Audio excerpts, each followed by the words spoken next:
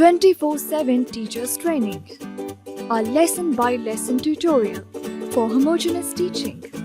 We are an EdTech textbook publishers.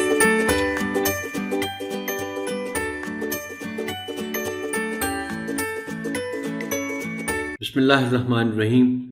Assalamu alaikum, dear teacher. I welcome you on behalf of the Snowman publishers. In this video, we will cover the topic of physical and chemical changes in matter from chapter 5 of Science Grade 5. The video will cover physical changes in matter, chemical changes in matter. So let's get started with the teaching plan. Greet the students with a smile and ask them how they are.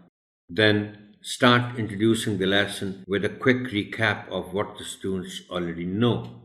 Remember to always start building a new lesson upon previous knowledge of the students. Hence, you may ask them the questions like, how does matter change states? What are different processes involved in changing the states of matter?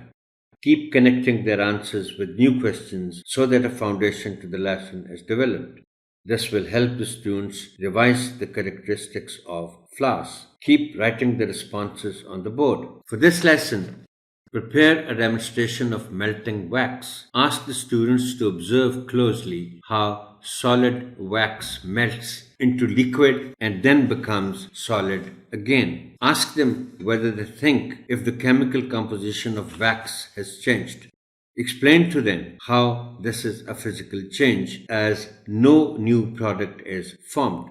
Then, with the help of the textbook, elaborate the physical changes in daily life and how they take place. If a multimedia is available, you can show the students videos on the physical changes in matter. For this lesson, prepare a demonstration of burning paper. Ask the students to observe closely how paper burns.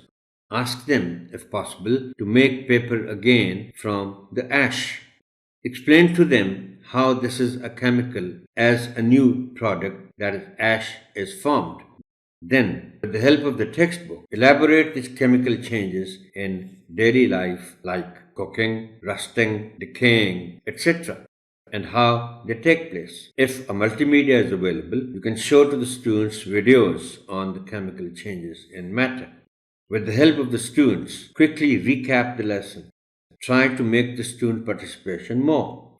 For homework, you can ask the students to make a list of all the physical and chemical changes that they can observe in their daily life and to also write the reason as to why they think it is a physical or a chemical change.